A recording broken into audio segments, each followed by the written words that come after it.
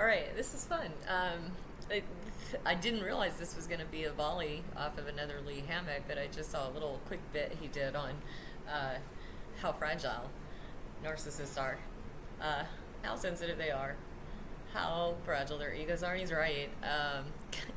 I gotta seriously get curious about like interactions between him and his wife and his kids. I mean, the kids might be a little, these are. I really gotta wonder how she's doing this, and just what kind of mighty person she is that she can stick with that after she wrangled him into you really are and got him convinced. God, I would love to meet your wife, Lee, or whatever she is at this point. I don't know if you guys are still married or just like being careful. I don't know. I know some people. I know someone who's got 4 kids with somebody who will not marry him, my brother, and I know why. So it makes me wonder. Um, I will say he sucks. He would never do what you were doing. But anyway, I put a comment on there about narcissists being bored, which still just cracks me up. I mean, really, like. But I said, I love a bored narcissist. Bring it on. I do. I, I have my ways, yeah, of toying with people. I can't keep saying the F word that I want to say.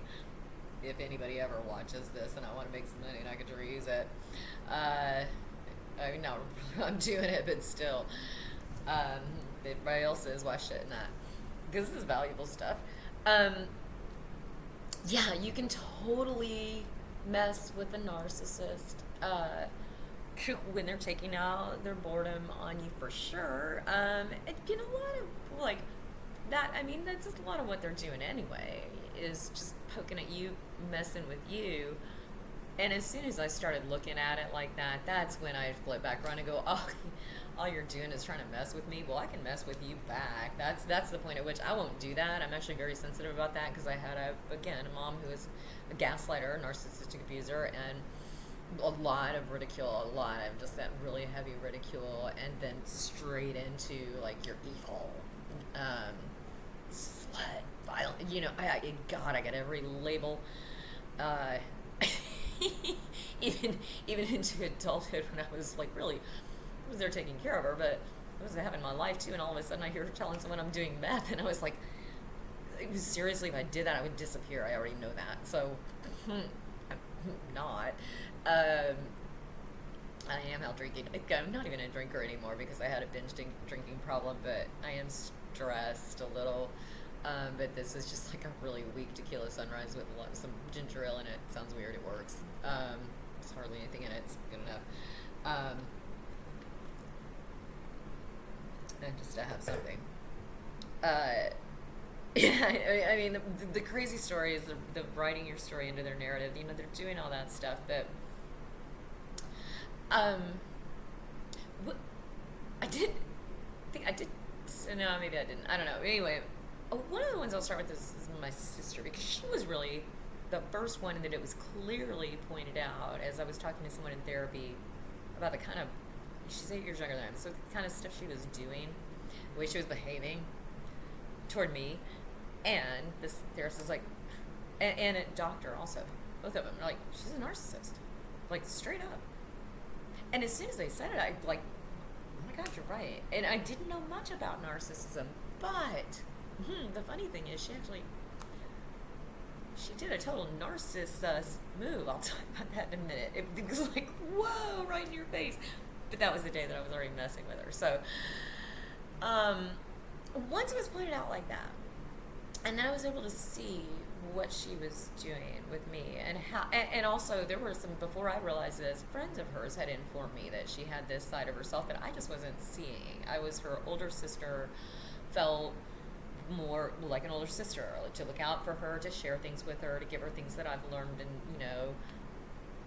share, be her sister. Not that we always got along. Again, there were times that I was very combative, and I know now there was a lot of reason for that. I mean, I was super confused, kind of fighting for my life, my agency, something of my own. So it's not like I was always the best sister. I wasn't. But in the really in a way I was also. I was the sister who had an apartment. Yeah, come to my apartment, listen to my music. I'll make you food. Come hang out with me and my boyfriend. When I'm in my 20s, stuff like that. Come to my apartment in the middle of the night when your friends want to go be impressed because you have a sister with an apartment. I did do that stuff. And happy to. Again, I enjoyed it. I didn't realize what was being played on me until, yeah, I was, I don't know, she was really in her 30s, I guess, by then.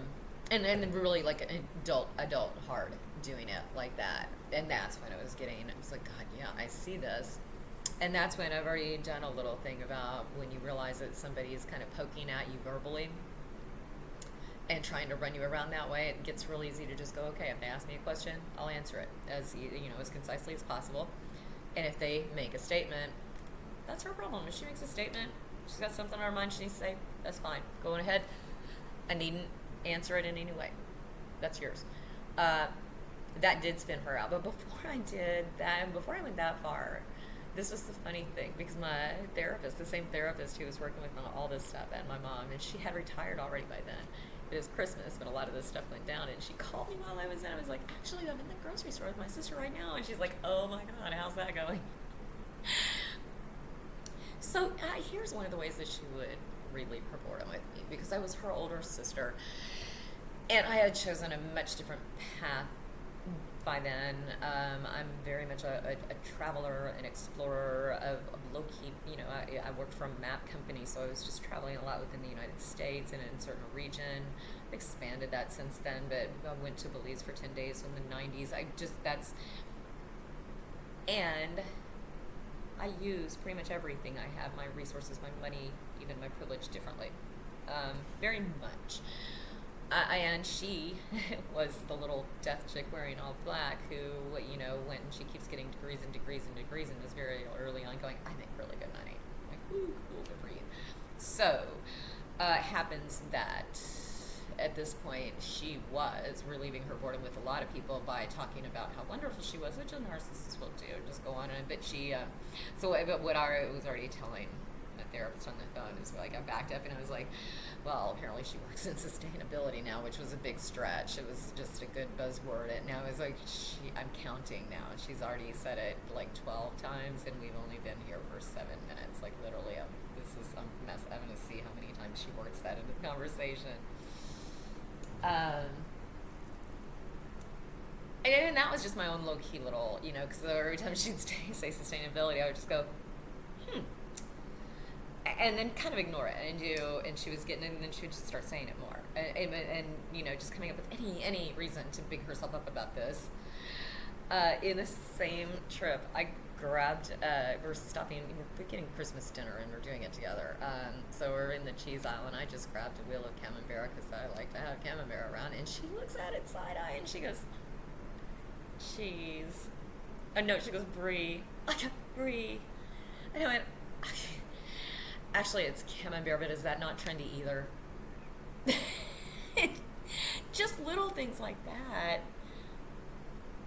I didn't have to say what you said is just so stupid and arrogant. I was just like, actually, it's camembert, but is that not trendy either? And then they don't know how to respond. But really, because you can do it in a way so you're kind of sincere. But you've also called them out. Like, really, we have trendy cheese now, and we're doing that.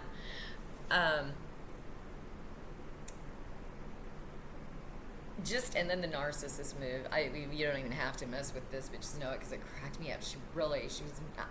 I guess I'm probably, I've been 50, yeah. She's 8 years younger, so I guess early 40s.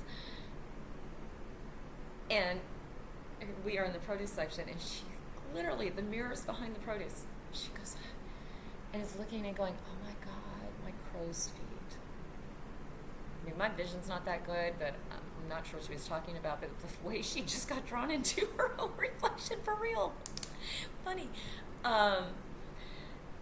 It really, when someone says, what would you do with a bored narcissist? You're like, God, because somebody did that, what would you do? And I did call it out and say, well, that sounds like a challenge, and I will do that thing.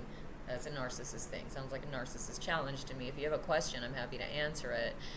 In no way can I say just in general how would I mess with a narcissist, because their arsenal is so huge and so varied and so specific to you that, if you got something going on, I can probably tell you how to mess with them.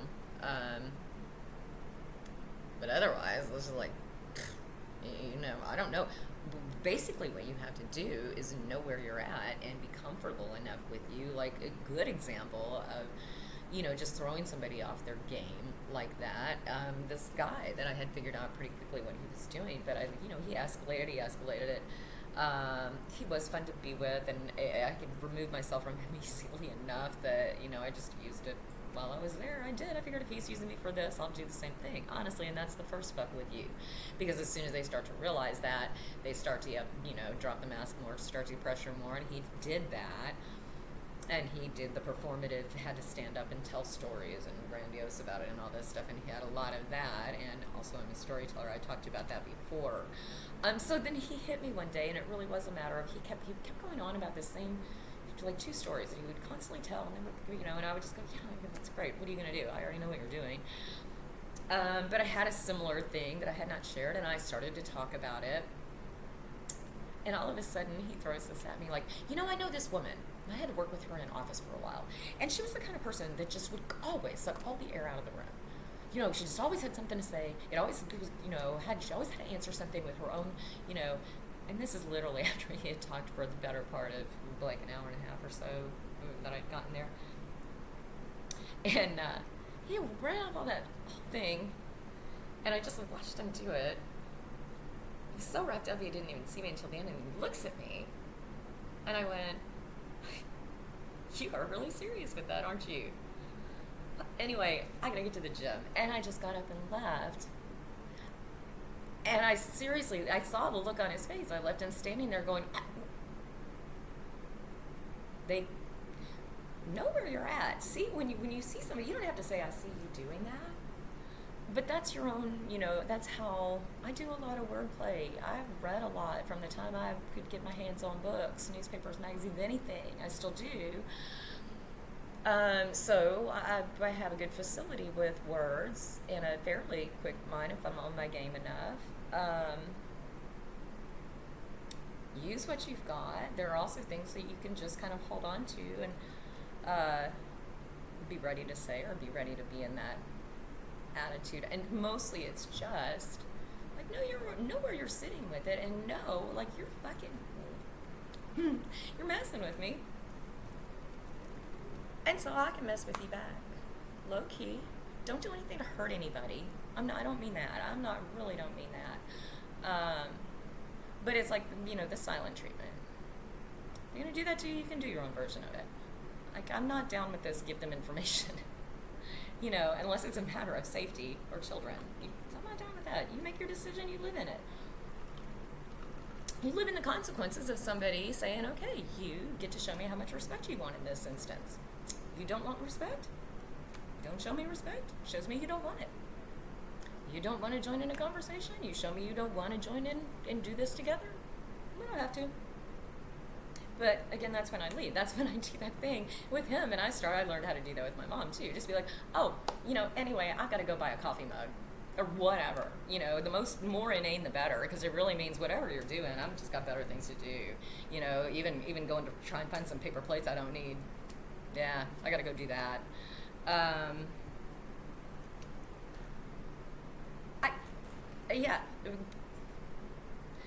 guess that's lesson 1 in how to stop helping them relieve their boredom. They're playing a game on you. Just look at it that way. Know it. It'll make you feel better, and know yourself more that, like, I'm not feeling this. I'm not feel like I'm not shamed for anything. This person's running a game. I'll run it back in whatever way I know how to do. Whether that's vague or not, I don't know.